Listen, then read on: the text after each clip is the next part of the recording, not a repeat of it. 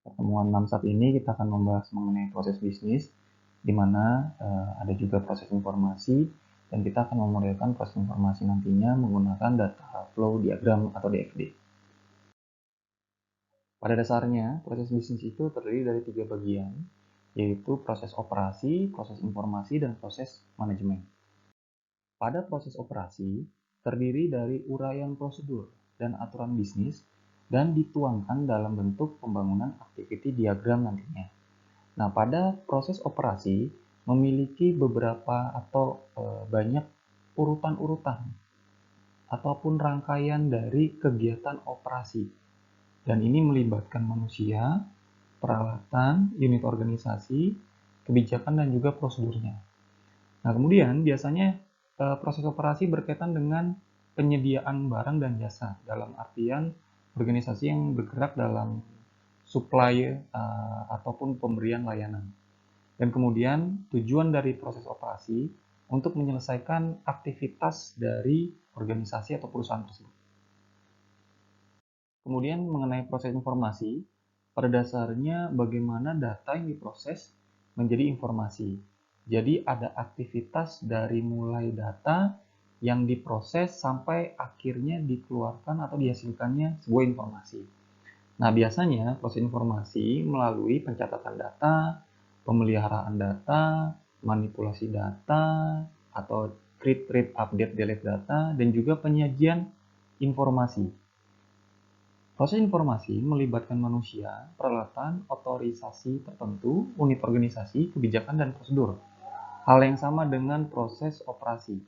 Kemudian tujuannya sebagai pendukung dari proses operasi dan manajemen dalam menjalankan fungsi organisasi. Nah, untuk proses informasi terdapat input, proses, dan juga output.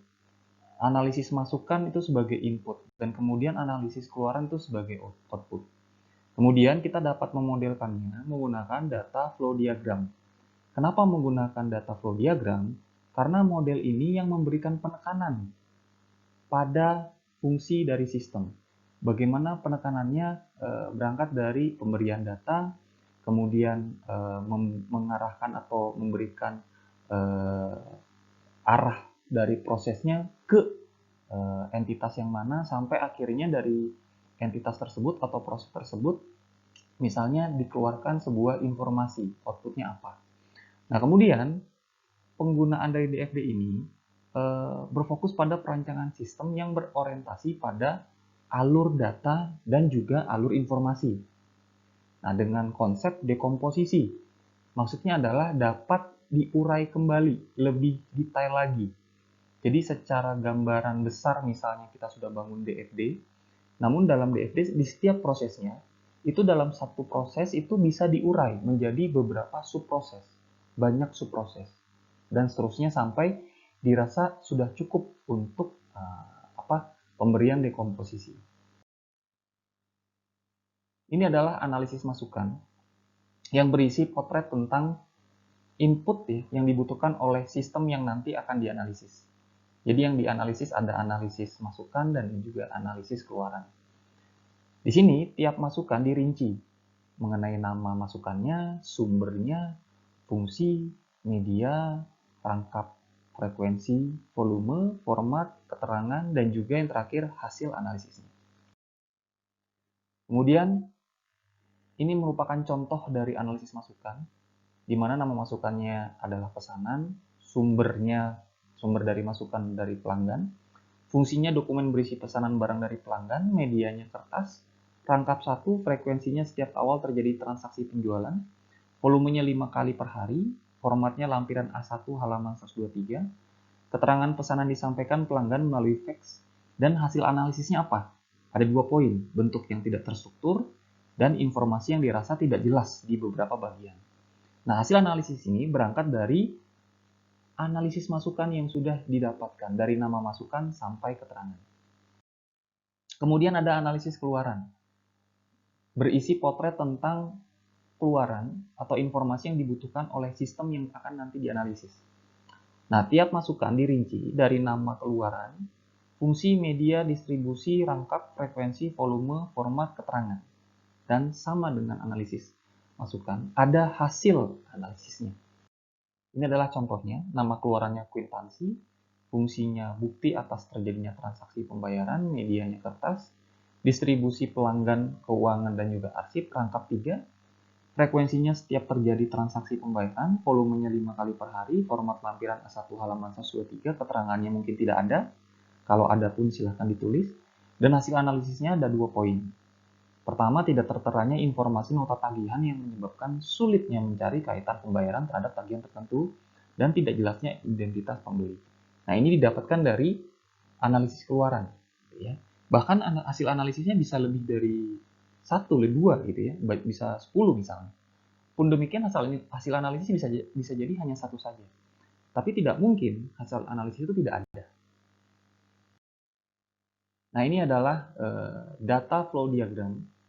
Pada dasarnya memodelkan alur data dan juga alur informasinya, berangkat dari apa yang sudah diproses, gitu ya. Nah, di sini fungsinya menunjukkan apa proses-proses apa saja yang ada dalam sebuah sistem, sehingga dalam proses tersebut, gitu ya, proses-proses tersebut bisa didekomposisi, bisa diurai secara detail lebih mendalam lagi. Dan kemudian dari setiap proses akan selalu ada output yang dihasilkan. Dan kemudian setiap proses pasti membutuhkan data yang dimasukkan dalam proses. Nah, di sini notasinya itu ada 2 versi, menurut Jordan dan Marco, serta menurut Jane dan Serson. Pada dasarnya, maksud dari setiap notasi itu sama, hanya bentuk notasinya saja atau simbolnya saja yang berbeda. Nah, untuk terminator sama-sama persegi panjang. Kemudian proses dibuat melingkar. Kalau untuk versinya Zin itu kotak ya, di mana ada kolom kecil di atas. Dan kemudian untuk data store seperti tanda sama dengan, cuman lebih besar. Nah, data store untuk menurut Zin itu ada persegi panjang dengan tutup di sebelah kirinya dan ada kolom, sekat kolom. Dan kemudian data flow sama-sama memberikan tanda panah yang tertutup berwarna hitam, contohnya. Ini adalah komponen terminator, di mana mewakili entitas eksternal yang berkomunikasi dengan sistem. Nah, pertanyaannya bagaimana dengan entitas internal? Jadi, entitas internal diasumsikan sebagai aktor pihak orang gitu ya, yang mengoperasikan keseluruhan sistem secara utuh, sehingga dia tidak perlu digambarkan dalam DFD. Namun hanya entitas eksternal saja, gitu ya, yang digambarkan dalam DFD, karena dia yang berkomunikasi di dalam sistem, gitu ya. Nah, kemudian terdapat 2 jenis terminator, yaitu terminator sumber yang menjadi sumber sistem, gitu ya. Kemudian juga ada terminator tujuan yang menjadi tujuan data atau informasi sistem. Terminator dapat berupa orang, sekelompok orang, organisasi, departemen di dalam organisasi, dan sistem lain yang berada di luar sistemnya, tapi berkomunikasi dengan sistem tersebut. Tuh ya. Asalkan ada komunikasinya, kita bisa gambarkan itu sebagai terminator. Nah, kemudian penamaan dari terminator menggunakan kata benda. Ini contohnya, misalnya bagian penjualan, dosen, mahasiswa, dan sebagainya. Nah, ini adalah contoh dari notasinya. Ini bagian penjualan, ini adalah entitas eksternal, ini sebagai terminator, tapi diasumsikan dia sebagai terminator sumber. Karena dia ada tanda panahnya keluar, bukan ke dalam ya. Nah, sedangkan yang gambar di bawahnya, ini terminator tujuan. Dan di bawahnya lagi, ini contoh dari terminator sumber sekaligus menjadi terminator tujuan. Berikutnya adalah komponen proses, di mana menggambarkan bagian dari sistem yang mentransformasikan data, apa yang diinput, menjadi informasi, apa yang dikeluarkan, apa yang menjadi output. Ya. Nah, proses itu biasanya diberi nama untuk menjelaskan aktivitas, kegiatan, gitu ya, fungsi, hal-hal yang terjadi di dalam sebuah notasi proses. Jadi notasi proses pada dasarnya kalau misalnya kita deskripsikan, di dalam proses itu akan ada urutan-urutan, akan ada rangkaian-rangkaian kegiatan, akan ada di situ mungkin ada formulasi, akan ada perhitungan, kalkulasi, atau kegiatan apapun yang menghasilkan sebuah informasi. Ya. Nah, informasi ini bisa dijadikan sebagai data ataupun bukan, gitu ya. Tetap menjadi informasi pada utuhnya, gitu, sesuai dengan labelnya. Tapi bisa jadi apa yang dikeluarkan pun itu bisa menjadi sebagai data untuk diproses lebih lanjut, gitu ya, pada notasi proses lainnya. Nah, kemudian penamaan komponen proses harus menggunakan kata kerja transitif. Nah, kata kerja transitif maksudnya adalah kata kerja yang disertai dengan objek. Contohnya, menghitung itu kata kerja. Tapi menghitung apa? Menghitung gaji karyawan. Mencetak itu kata kerja. Tapi mencetak objeknya apa? Mencetak KRS. Dan seterusnya. Ini adalah contoh dari komponen proses. Pada dasarnya, dalam penotasian penggambaran notasi proses, terdapat satu input atau n input dan juga dapat mengeluarkan satu output ataupun n output. Nah, ini kalau dipecah gitu ya, terdapat proses yang dia mendapatkan satu input dan mengeluarkan satu output. Tapi di satu sisi ada proses yang mendapatkan satu input tapi dia mengeluarkan banyak output. Nah, sebaliknya, bisa jadi ada banyak input tapi dia mengeluarkan hanya satu output. Atau dia punya banyak input dan dia juga mengeluarkan banyak output. Pada dasarnya, komponen data store itu berkaitan dengan penyimpanan-penyimpanan seperti penyimpanan file, database, atau penyimpanan manual gitu ya, seperti buku besar yang memiliki atribut buku alamat, nama orang, dan sebagainya itu banyak ya. Jadi data store ini difungsikan untuk memetakan penyimpanan-penyimpanan dari dokumen-dokumen yang menjadi data ataupun yang menjadi informasi, ya. Dan diberi nama kata benda. Ini misalnya contohnya mahasiswa. Berarti isinya tentang data-data ataupun informasi-informasi mengenai mahasiswa dan sebagainya. Ini adalah contoh dari penggambaran data store. Pada dasarnya data store dihubungkan dengan alur data hanya kepada komponen proses. Jadi bukan komponen entitas eksternal ataupun yang lainnya, hanya kepada komponen proses. Dan di sini memiliki dua pengertian berdasarkan notasi alurnya, tanda panahnya khususnya bisa dicek. Kalau yang gambar A berarti alur data dari data store, yang berarti pembacaan atau pengaksesan satu atau lebih paket data untuk suatu proses. Sedangkan yang gambar B itu menyatakan bahwa alur data ke data store yang berarti pengupdatean, dalam kurung menambah, menghapus, mengubah data ataupun informasi. Ya, jadi perlu diperhatikan sebenarnya tanda panahnya. Apakah dia melakukan akses ataupun dia berarti melakukan update, gitu ya. Kemudian berikutnya adalah komponen data flow atau alur, ya, yang menunjukkan arah menuju ke dan keluar dari suatu proses. Nah, alur data digunakan untuk menerangkan perpindahan data atau paket data, gitu ya, dari satu bagian sistem ke bagian lainnya. Nah, alur data perlu diberi nama dengan menggunakan kata benda sesuai dengan data atau informasi yang dimaksudkan. Contohnya, data mahasiswa, informasi mahasiswa, maupun laporan mahasiswa, dan sebagainya. Secara nggak langsung, ketika memberikan alur data, di tengah-tengah alur datanya atau di atas dari flow-nya itu diberikan keterangan, nama yang merupakan nama dari alur data tersebut. Pada dasarnya, terdapat tiga konsep dalam penggambaran alur data. Konsep yang pertama yaitu konsep paket data. Ya. Nah, ini ada gambar, notasi contohnya, di mana ada entitas eksternal, yaitu terminator, di mana terminatornya terminator sumber. Dia memberikan data yaitu nama, NIM, alamat kepada proses periksa formulir daftar ulang. Nah, secara tidak langsung pemberian nama, NIM, alamat gitu ya. Nah, ini flow gitu ya. Ini alur data, di mana alur data ini perlu kita berikan label. Labelnya itu ini ya.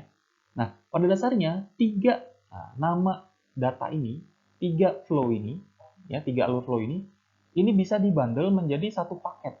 Secara nggak langsung nama, NIM, alamat itu dibundle menjadi paket formulir daftar ulang. Sehingga dalam penggambaran notasi DFD, ketika ada banyak data gitu ya, yang bisa kita asumsikan menjadi satu paket data, itu bisa saja menggambarkannya seperti ini yang di bawah. Mahasiswa memberikan formulir daftar ulang untuk diproses pada periksa formulir daftar ulang. Ya. Yang kedua berikutnya adalah konsep alur data menyebar. Nah, pada dasarnya ini adalah data store, di mana data store itu akan memberikan notasi ke proses, bukan ke entitas. Ya. Jadi, dari pesanan, data store pesanan, itu memberikan data pesanan ke proses membuat laporan penerimaan harian. Nah, pada dasarnya terdapat 2 entitas eksternal nanti yang akan mendapatkan, ya, yang mendapatkan informasi dari proses ini, proses membuat laporan penerimaan harian. Nah, entitas eksternal ini menjadi entitas terminator ya. Entitas eksternal itu terminator tujuan. Sehingga dari proses akan menuju pada terminator tujuan yang mana? Nah, ada 2, yaitu terminator manager dan bagian pembukuan. Sehingga ini dipecah. Walaupun informasinya, outputnya itu sama. Sama-sama info penerimaan harian, sama. Namun karena tadi entitasnya berbeda, terminatornya berbeda, jadi sebagai terminator eksternal gitu ya, terminator tujuan, maka ini harus dipecah, tidak boleh disatukan. Nah, sehingga flow-nya, alur datanya itu harus diverging, menyebar. Oke, kemudian berikutnya konsep alur data converging, mengumpul gitu ya. Nah, pada dasarnya ini ada proses. Ketika 2 proses yang berbeda, yang satu proses membuat faktur dan yang kedua proses membuat slip pengiriman, maka di sini ada flow-nya ya, di mana proses ini mengeluarkan output. Nah, outputnya informasi mengenai info faktur, dan yang satu lagi mengenai informasi slip pengiriman kepada satu entitas eksternal, satu terminator. Nah, terminator ini sebagai terminator tujuan.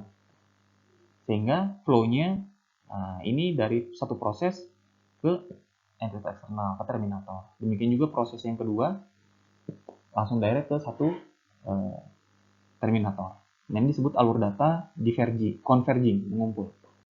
Dalam penggambaran DFD, penting sekali kita membangun notasi-notasi DFD yang baik dan benar, agar pembaca ataupun orang yang mengamati sistem kita itu mampu menangkap pesan gitu ya, yang disampaikan dalam penggambaran notasi diagram kita.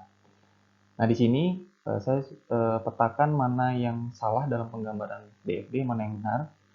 Nah, yang salah itu yang pertama, ketika terminator ini kemudian memiliki relasi gitu ya, ke terminator yang lain. Yang benar adalah dia harus melalui proses dulu. Ya, terminator memberikan datanya ke proses, diproses, kemudian mengeluarkan output informasi yang disampaikan kepada terminator lain.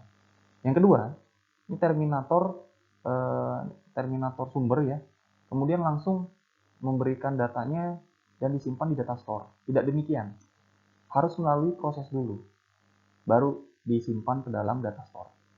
Nah, yang ketiga, ini data store kemudian memberikan data atau informasinya untuk disimpan di data store yang lain. Tidak demikian, harus melalui proses dulu, baru misalnya bisa disimpan ke data store yang lainnya, atau data store kembali ke data store yang sebelumnya, asal sudah melalui proses. Nah, yang poin keempat, ini terminator kemudian memberikan data untuk diproses, dan dari proses tidak ada keluaran gitu ya. Nah, ini istilahnya disebut dengan black hole. Karena semuanya masuk ke dalam proses, tanpa dari proses itu tidak mengeluarkan output satupun. Nah, seharusnya dari terminator ke proses, proses harus mengeluarkan informasi, ada informasi. Karena nggak mungkin ketika masuk ke proses tidak ada informasi, tidak ada hasil pemrosesan, tidak mungkin. Ya. Kemudian yang terakhir, ini disebut dengan miracle, karena dari yang tidak ada, kemudian dari proses ini bisa keluar output atau informasi. Nah, ke terminator ataupun ke data store. Nah, ini penggambaran yang salah. Bagaimanapun juga, ketika dalam notasi proses itu harus ada inputan, gitu ya. Harus ada data yang diinput untuk diproses dan baru dikeluarkan menjadi informasi dan dialurkan ke entah itu entitas eksternal ataupun ke data store. Kemudian untuk penggambaran DFT, pada dasarnya sebelum kita membangun DFT, kita harus mengidentifikasikan semua entitas eksternal yang terlibat dalam sistem. Kemudian, identifikasikan semua apa yang menjadi input dan menjadi output. Baru setelah itu kita buat diagram konteksnya. Nah, dari diagram konteks tersebut, itu merupakan diagram level 0, DFD level 0. Nah, dari diagram konteks atau DFD level 0, kemudian kita dekomposisi menjadi diagram level 1. Ya, menjadi DFD level 1. Nah, dari DFD level 1 itu terdapat misalnya dari diagram konteks kan ada satu proses besar ya. Nah, diagram level 1, DFD level 1 didekomposisi menjadi 4 proses ini. Nah, pada dasarnya setiap part dari masing-masing proses ini gitu ya, itu bisa kita pecahkan lagi. Kita bisa detailkan lagi, kita bisa dekomposisikan lagi. Nah, jadi ini contohnya dari proses yang 3 ya, DFD level 1 proses 3 itu didekomposisikan lagi menjadi DFD diagram level 2 proses 3 yang tadi ya. Menjadi di sini ada 4. Berarti secara nggak langsung proses 3 yang di sini itu ada 4 sub proses, yaitu proses 3.1, 3.2, 3.3 dan 3.4. Dan nanti kalau kita mau dekomposisi lagi, misalnya DFD level 2 proses 3.4 itu bisa kita pecah lagi menjadi dekomposisi lagi menjadi diagram level 3 gitu ya. Diagram level 3 dan seterusnya. Nah, ini adalah contoh DFD yang sudah saya kemas. Banyak ya. Jadi ini kalau dilihat flow-nya, ini menyatakan ada data konversi, data relasi, dan sampai data ubah tampilan banyak sekali. Nah, secara nggak langsung, terminator pakar ini, gitu ya, ini menjadi terminator sumber untuk diproses pada sistem pakar untuk mendeteksi kerusakan pada motor Yamaha Police 900cc menggunakan Grave-OR algorithm. Nah, kemudian dari proses yang besar ini, itu memberikan informasi, karena diproses memberikan informasi. Informasinya apa? Informasi ubah tampilan dan sampai informasi konversi dan sebagainya. Nah, demikian juga dengan pengguna. Pengguna memberikan datanya, yaitu data gejala, kerusakan mungkin, pada proses, dari proses diberikan informasi. Ini diagram konteks, DFD level 0. Kemudian didekomposisi menjadi DFD level 1. Nah, ini adalah DFD level 1. Dalam DFD level 1 terdapat 3 proses. Dan tiap proses ini akan selalu mendapatkan data dari entitas eksternal, dari terminator, dan akan mengeluarkan informasi ya, yang disimpan di sini disimpan pada data store. Pun demikian, informasinya juga bisa dikembalikan kepada terminator, di mana terminator bukan hanya sebagai sumber, tapi terminator sebagai tujuan. Nah, kemudian misalnya dari DFD level 1 ini, itu bisa didekomposisi lagi menjadi DFD level 2. Ya. Ini adalah contoh dekomposisi dari proses 2. Jadi proses 2 pada DFD level 1 dipecah menjadi 4 proses. Ya. Jadi proses 2 yang sebelumnya, gambar sebelumnya, slide sebelumnya, itu dipecah proses 2-nya menjadi proses 2.1, 2.2, 2.3, dan proses 2.4. Terdapat 4 proses. Dan ini diberi label diagram level 2, proses 2. Nah, kemudian kita mau pecah lagi nih menjadi diagram level 3. Proses yang mana? Bisa proses 2.1, 2.2, 2.3, atau 2.4. Nah, ini contohnya. Kita pecah yang 2.1. Jadi, diagram level 3, proses 2.1. Berarti ini level DFD level 3, di mana kita dekomposisi proses 2.1 menjadi 2.1.1 dan 2.1.2. Ya.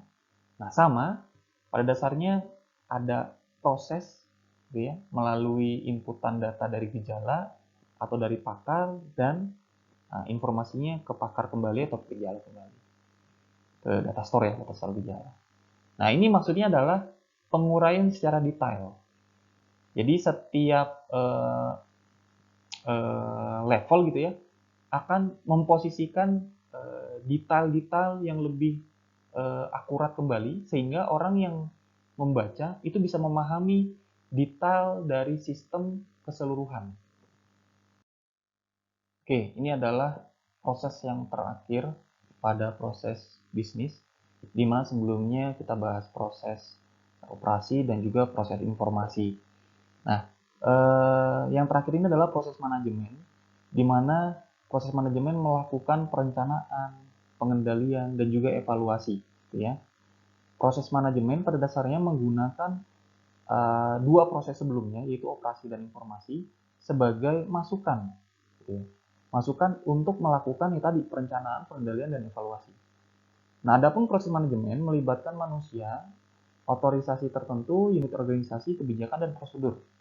Nah, bertujuan untuk menjalankan fungsi manajemen. Ya, fungsi manajemen itu melakukan pengelolaan.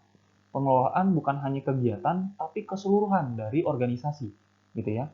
Baik itu mengelola resiko, mengelola infrastruktur, mengelola keuangan, dan lain-lain sebagainya. Kemudian, setiap output yang diserahkan atau disajikan kepada pihak manajemen harus memiliki kepentingan, harus memiliki prioritas, harus memiliki value, guna mendukung pengambilan keputusan, gitu ya, berdasarkan apa yang sudah dioperasionalkan dan sudah diinformasikan. Ini adalah bentuk output yang diserahkan kepada pihak manajemen guna mendukung pengambilan keputusan nantinya. Bentuknya dalam berupa laporan-laporan. Contohnya misalnya laporan penjualan, gitu ya. Dia punya tujuan melihat seberapa besar atau banyak penjualan dalam periode tertentu, barang-barang apa yang laku, yang mungkin tidak laku, dan sebagainya. Nanti ini akan mempengaruhi keputusan-keputusan dalam aktivitas di hari-hari, tahun-tahun berikutnya. Kemudian ada laporan pendapatan, juga ada laporan penerimaan mahasiswa baru, dan sebagainya. Jadi sebenarnya banyak, intinya fokusnya pada bagaimana laporan ini mengemukakan informasi-informasi yang punya nilai, kepentingan, prioritas, gitu ya, sehingga hal tersebut dapat mendukung pengambilan keputusan. Nanti pengambilan keputusan yang akan menggerakkan roda organisasi, gitu ya. Ini contoh lainnya, laporan peminjaman dan angsuran.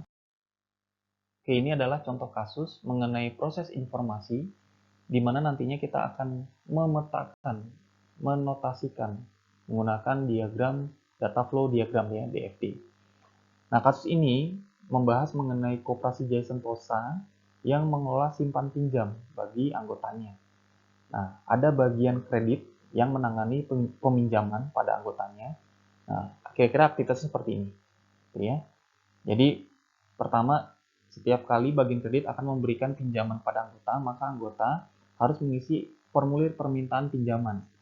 Nanti yang kita deklarasikan yaitu sebagai FPP.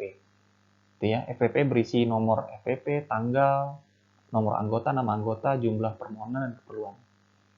Nah, kemudian ini diisi oleh anggota dan dicatat dan disimpan ke dalam arsip FPP. Nah, berdasarkan arsip tersebut, bagian kredit membuat bukti peminjaman yang dideklarasikan dalam BP. Kemudian diberikan kepada anggota yang berisi nomor BP, tanggal BP, nomor dan nama anggota, jumlah realisasi, lama angsuran, jumlah angsuran, dan bunganya. Yang poin kedua, setiap bulan anggota harus membayar angsuran sejumlah angsuran yang disepakati pada saat peminjaman, yang kemudian pada bagian kredit dicatat dan direkod gitu ya ke dalam arsip angsuran. Berdasarkan arsip angsuran tersebut, bagian kredit membuat bukti angsuran yang dideklarasikan dengan BA. Diberikan pada anggota yang berisi nomor BA, tanggal BA, nomor BP, jumlah angsuran, dan bunga. Nah, poin yang ketiga, pada akhir bulan, bagian kredit akan selalu membuat laporan peminjaman dan laporan angsuran. Ya, ini berkaitan dengan proses manajemen nantinya yang diberikan kepada ketua koperasi. Nah, di sini pertanyaannya adalah tentukan analisa masukan dan keluaran pada Koperasi Jaya Sentosa dan buatlah DFD-nya. Jadi, yang pertama, kita harus menganalisis dokumennya, di mana ada analisis masukan dan analisis keluaran. Berarti dokumen masukannya bagaimana, dokumen keluarannya seperti apa. Nah, ini contohnya. Analisis masukannya tadi FPP, data angsuran, di mana keluarannya BP, BA, dan laporan-laporan. Nah, ini harus didetailkan. Kenapa? Karena penting sekali nanti di ujung ada hasil analisis. Tujuannya supaya kita mendapatkan hasil analisis. Jadi, dari nama masukan sampai keterangan, ini diperlukan sekali untuk memetakan hasil analisisnya bagaimana. Pada analisis masukan dan juga analisis keluar. Nah, ini contohnya FPP ya, formulir permohonan pinjaman. Kemudian juga keluarannya bagaimana. Nah, setelah dibuat atau didapatkan hasil analisisnya berdasarkan analisis masukan dan keluaran, baru kita bisa petakan DFD-nya, di mana DFD level 0 yaitu diagram konteks. Di sini ada terminator anggota dan ketua koperasi, serta ada proses sistem peminjaman koperasi budi luhur. Dan jangan lupa setiap alur datanya, gitu ya, setiap flow-nya itu harus ada label nama datanya. Ya, harus ada, tidak boleh dikosongkan. Oke, ini diagram konteksnya atau DFD level 0. Kemudian masuk ke DFD level 1, diagram level 1. Di mana diagram level DFD level 1 ada 3 proses, yaitu proses 1 peminjaman, proses 2 angsuran, dan proses 3 laporan. Nah, ini ada yang salah. Yang salah di mana? Yang salah adalah ada flow yang tidak diberi label atau nama atau keterangan. Ini masih kurang tepat, ya. Oke, kemudian dari diagram level 1 itu didekomposisikan kembali menjadi diagram level 2 atau DFD level 2. Nah, DFD level 2 yang mana? Proses 1, proses 2, dan juga proses 3. Oke, berhenti di situ. Kita nggak dekomposisi lagi menjadi data diagram level yang ketiga. Karena kalau diasumsikan cukup sampai level 2 sudah cukup, it's okay, nggak ada masalah. Gitu ya. Nah, pada dasarnya tadi DFD level 2, proses 1, 2, dan 3, itu masih memiliki kekurangan atau kesalahan notasi. Nah, di mana bagiannya Anda bisa memetakan kesalahan tersebut dan bisa memperbaikinya. Nanti sok mangga bisa dicoba untuk direvisi atau diperbaiki berangkat dari kesalahan dalam pembangunan DFD.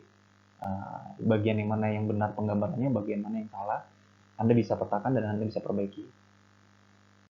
Oke, ini ada pertanyaan kedua. Nah, pertanyaan kedua ini coba Anda praktikan, gitu ya. Berangkat dari penggambaran DFD yang baik dan benar seperti apa, gitu ya. Dimulai dari Anda melakukan analisis masukan, analisis keluaran, sampai Anda bisa mendapatkan DFD konteksnya, diagram konteksnya atau level 0-nya, dan berikutnya sampai didekomposisi ke level berapa yang menurut Anda sesuai. Oke, sekian untuk pertemuan 6 saat ini. Terima kasih.